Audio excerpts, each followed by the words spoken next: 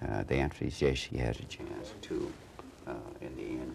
This is Daybreak, episode 74-83, DTR 4-1183, take Is there a dark horse?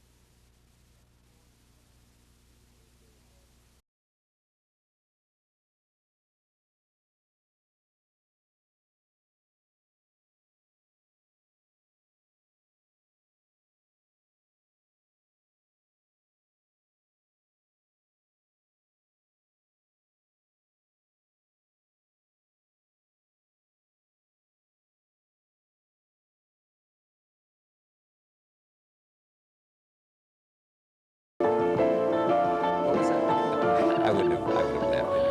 I really did. Almost No, but- 12 years was enough. But as I recall, reading some of the material about you, Mr. Sutton, it said that when you were out of the political field here, that you aimed to become a media mogul, which you really in a relatively short time, you are exactly that. Not really a mogul. What I'm trying to do is to put together a base within the communications arena. We're into radio and we're into cable television. When you say we're into, who are you speaking of?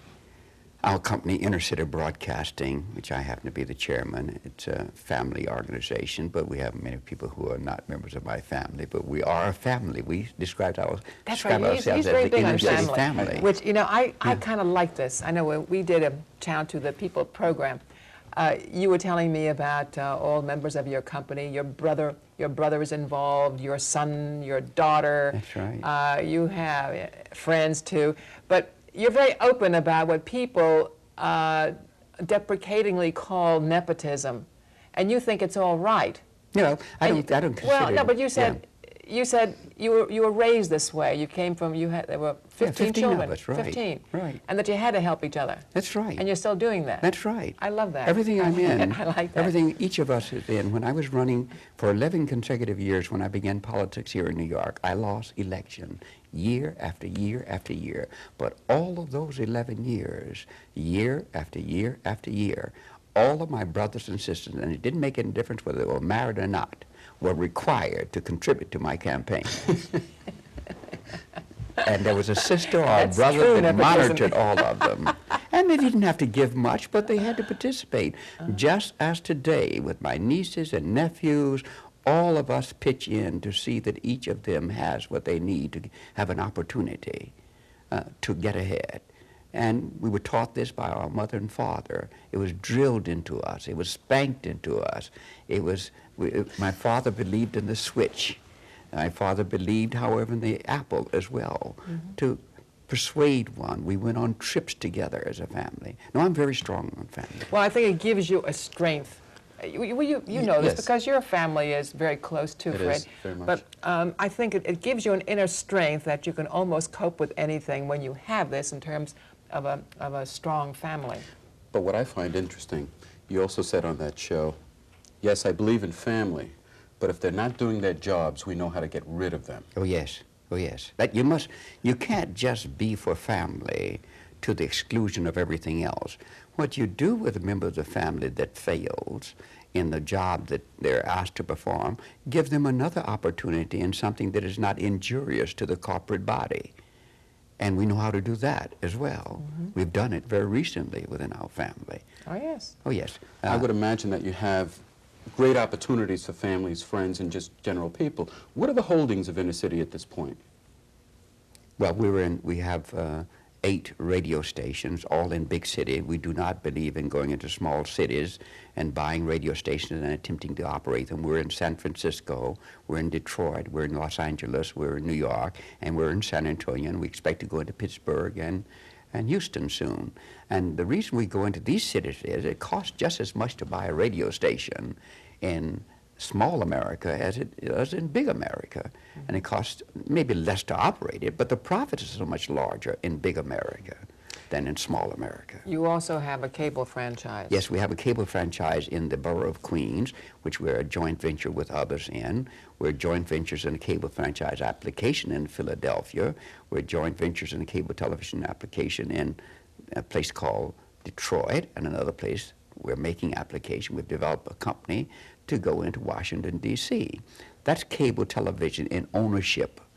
in addition thereto, we're developing a cable television programming effort called Apollo Productions. That hopefully will come out of the Apollo Theater on 125th Street, but if not, we'll recreate the Apollo Theater out in the Meadowlands, where we own 20 acres of prime land in the shadow of the Meadowlands arena. All this in 6 years. That's No, quite- this all came out, no, this is just luck. This is really remarkable. This came out of when we bought WLIB Radio, we had 20 acres of land there, and it developed that the Meadowland moved next door to us. So now that's prime property. Now, given all of these properties, you find yourself before the Federal Communications Commission quite often. Yes. What are the politics? I mean, the FCC in today's day and age is basically going forward with the Reagan administration's program of deregulation. Yes, yes. To what extent does that affect you, or what do you think about the new policies? It has not affected us yet. It will affect us to our injury into the future. But let me just tell you what we think in inner city broadcasting, and many minority people who own broadcast facilities feel. We feel that deregulation injures us because we come from a group of people that regulation assisted. What am I talking about? Had there been no regulation by the Federal Communications Commission, there would have been no programming directed towards minority communities. Right now, in the cities of America, the climate is such that many of the television broadcast, radio broadcast companies that used to ensure that there were minorities as a part of their programming don't do that anymore because their licenses are no longer in jeopardy because they don't meet the needs of the entire community. So the regulation was very important to us. Now, as an owner,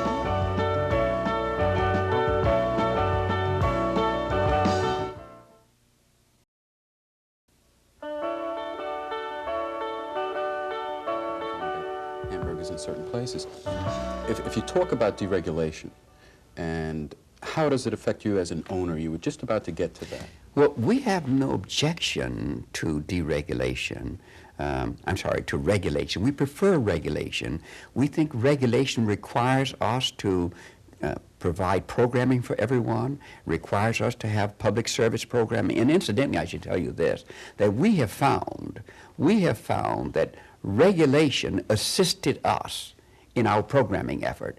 It required us to make the necessary surveys of the community to find that which were the needs of the community, those things that were needed by the community. So we liked that. We liked the fact that there were limitations on the number of minutes of commercials, 18 minutes within an hour. We thought that was important. Now, there was required by the Federal Communications Commission a reporting of your income. We thought that was important. We thought most of the things were important. They were troublesome, but they were important. It sounds like the important things were the public interest things. Exactly. Is deregulation taking the public interest out of the communications law? But definitely it is. The consumer is ill-protected now by the Federal Communications Commission. And we hear people, I'm amazed to hear people who are in the broadcast industry who have FCC license saying, well, they should treat us with the same, in the same manner that they treat newspapers. Magazine, well, there's a distinct difference between Absolutely. owning a newspaper and a magazine. Either of the three of us can tomorrow, if we have the resources, go and start a newspaper. But none of the three of us can go and start a radio station because there are a limited number of frequencies, or a television station, a limited number of frequencies. So that we're granted, those of us who have licenses, are granted a right to use the airways. This is a privilege. With this privilege comes certain burdens. And those burdens ought to be the service, and were, the servicing of a community to which your channel frequency flows. It's interesting because a lot of people in the minority communities, the blacks, the Asians, the Hispanics, have basically said, if the communication law changes, then our opportunity to compete in that particular marketplace will lessen. Sure, obviously. What used to happen is that under regulation, a broadcaster who didn't comply with the regulations could have his or her license taken away. And every time a license was taken away, a minority had an opportunity, a woman, an Hispanic, a black, or other minority had an opportunity to compete for that license. What we have in the broadcast industry, what we have in communications here in America is that in the early days of the Federal Communications Commission, in the early days of radio, a person who had X number of dollars just had to file for a license, said, I would like to put a radio station in this area, and I have the money to do it. They could be granted a license. As time went on and all of the channels for cable, for television were allocated, and all of the frequencies for radio were allocated, then the only way a new person could come into the business was to buy from someone who was already there. Well, there were very few Hispanics, very few Asians, very few women, and virtually no blacks who owned radio stations, who owned television stations. So that when we came in, there was what I call, as a black person, a black tax. That is a tax that we had to pay because we had to pay much more for a license when we came than others had to pay for a license before. I understand that. Well, when I say pay for a license, because there was no available license, and the only way we could get a license was to buy it from someone who had it.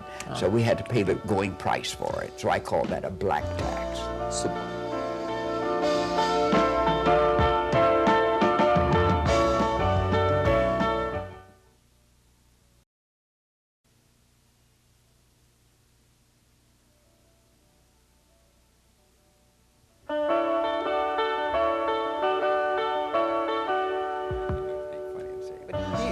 Find that today, Mr. Sutton, I mean, you're incredibly successful, and everything you touch, sort of, becomes very, very successful, makes money, and so forth. Do you still feel discrimination? First, let me tell you that you're not more as successful than half of the as things that I touch do not make money. But I have a lot of perseverance. I wait, and I lose, and I walk away from things that don't make money. But are you still subjected to discrimination? Oh, my God, yes. You're kidding. Yeah, no, let me just tell you something. I was able to get a commitment for $300 million from various banks here in New York City for cable television in the borough of Queens when we had to bid for the entire borough. Although the city fathers were not really going to grant the entire borough to any one company. But then when I tried to raise money for the Apollo Theater on 125th Street, it was quite a different thing. Now one would say, but that has nothing to do with discrimination. It has to do with the quality of the neighborhood that it's going into. No, it has to do with who was going to use the theater. Theater would be used by, principally as they perceived it, by blacks, when in fact the Apollo Theater, as we restructured as a cable television center or a television center, will be used by people of all colors because it can only be successful if we attract everyone. If CBS uses it, ABC uses it, NBC uses it, and Columbia Pictures and others use it. But it was impossible to raise the kind of money that was necessary. And we had to go to the state government, the city government, and the federal government to raise the money. That's just one example. Let me tell you also that I'm fascinated by a thing called cellular radio. Cellular radio. That's new to me. Cellular radio, C-E-L-L-A-U-R, cellular, L-A-R, I'm sorry, cellular. It's cellular radio, is a thing, a device now that it can best be described by saying that today, if you try to get a telephone in your car, there are a limited number of frequencies available to you, so you'll be on a waiting list for a very long time. On the other hand, 5 years from today, there'll be millions of telephones in cars, and you can carry one on your person because there's a thing called cellular radio. Think of the center of this city. Take the Empire State Building and draw a circle around it, just as water will ripple. And each one of those circles represents a cell. And by computers, as you move from one cell to the other, you move into another frequency, and someone else will use the cell you were just in. And this will permit multiple paging systems and private telephones being used. This is called cellular radio.